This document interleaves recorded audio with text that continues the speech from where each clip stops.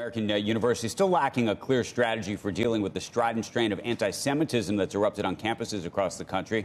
Over the weekend, hedge fund manager Bill Ackman sent a letter to the president of Harvard University, his alma mater, calling for her to take steps to reduce anti-Semitism on campus.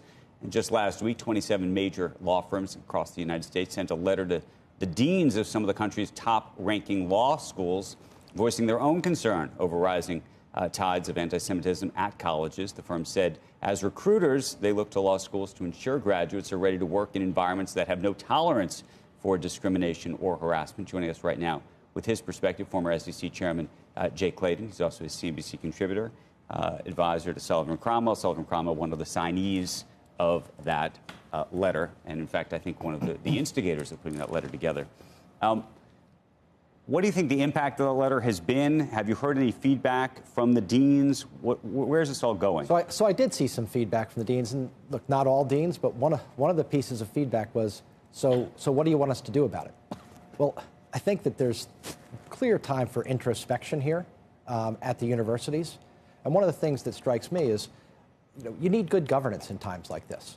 How do companies, well-run companies, deal with the problem? They rely on their governance function. You mentioned the word strategy right at the top. Like, what is the strategy for the university in dealing with the objective search for truth and not allowing hate and violence to be preached on campus? Like, you need an effective strategy. Let me tell you what's not an effective strategy.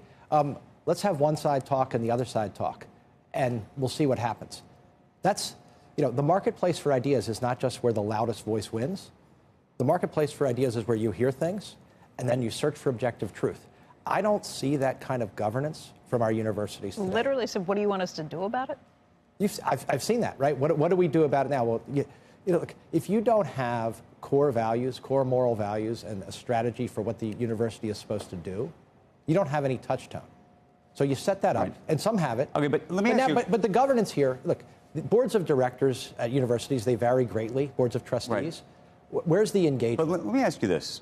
There is one of the strains of this conversation, if you were to read Bill Ackman's letter or you to understand Mark Rowan, who you work with at Apollo's understanding of these issues, one of the great frustrations, especially among folks who are Jewish, I'm Jewish as well, is that there has been not free expression on campuses prior on other issues. Absolutely. Okay? Preferred ideas. And as a result, there's a view that there wasn't free expression then on these other things, so how dare they not have free expression, or how dare they then allow this sort of free expression, which I consider, some of this is hate speech, but nonetheless, that they allow this over here, or they won't allow this over here, but they will allow this over here. It's remarkable. Right? It's remarkable hypocrisy. Okay, hypocrisy. But the question then is, which version do we want, right? Because if you really get underneath some of this, there are some people who are effectively saying, well, actually, we want free expression on everything, but actually we don't want it on this. And then there's other people saying, actually, we really aren't into free expression. I'm giving you the devil's advocate position, and we're okay with that, but then we're also don't want free expression on this. Right. But you with me? I am with you. Okay. And that is not an easy answer, but it's the very thing we set up universities to do, to grapple with those types of issues, which is, okay, we do have a free marketplace for ideas. When you say from the river to the sea, what do you mean? Do you mean I want a two-state solution? Do you mean I want to have a peaceful solution?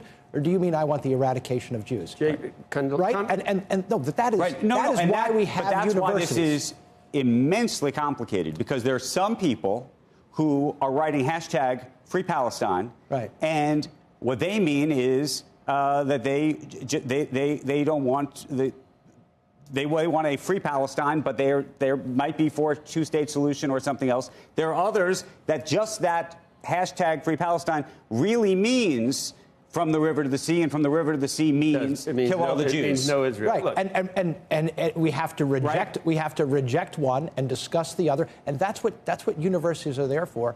That's why we need strong leadership. This goes back years. Condoleezza Rice canceled an appearance at a college because she wasn't palatable to the whether it's the I don't know who's in charge at that university. I don't know what the kids are learning at that university. Dozens of conservative commentators are not welcome at college. But people that say, go Hamas, something is very wrong with the fabric of what's being taught at universities, and right? You're not going to fix that. Could not. Yeah, but this is why you have leadership of these institutions, and it's time for the leadership of these institutions to step up. Maybe the boards of directors, boards of trustees aren't functioning as they should. But in a corporation, that's what you would have. You would say, look, we've clearly gone awry. It does get back to the loudest people, though. That was Rutgers University. Yeah. Joe, that was Rutgers where that happened. And look, that was the loudest voices at that point creating chaos. Right. The marketplace for ideas is not the marketplace for the loudest voice. That was just one example. That's hundreds of, But so then the question is, how do you enforce this? What do you want to do? Do you want to say that and this is where it's complicated. You want to say, any language that is, quote, anti-Semitic, this would be my position, is anti-Semitic, is unacceptable and, due for a suspension or worse at the university. Mm-hmm. The complicating part is now to define what that actually means. Because to me, and then there's the comfortability or uncomfortability of being on the other end of it, right? Mm-hmm. And what that means.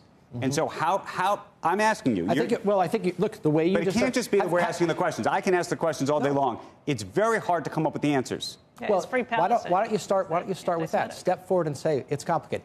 I was on the other day. But by the way, you say it's complicated, and some people will tell you that's not good enough. It is terrible to say it's complicated because people want answers, and they want a very clear answer. That actually is the problem, because part of what happened early on with the president of Penn and president of Harvard was they came out early and they equivocated because the truth is there is a complicated element to this. Yes, right? Yes. And that's let's go one where step we further. are. There are things that are complicated, but there are things that are not.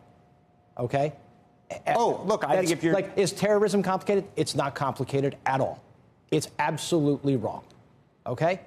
There's no doubt about that. Now, are there discussions about the ways forward that are complicated and can make people uncomfortable? Yes, but universities are places where you have to be able to draw the line between what is an appropriate and wide-ranging discussion and what is calls for things that are clearly morally objectionable.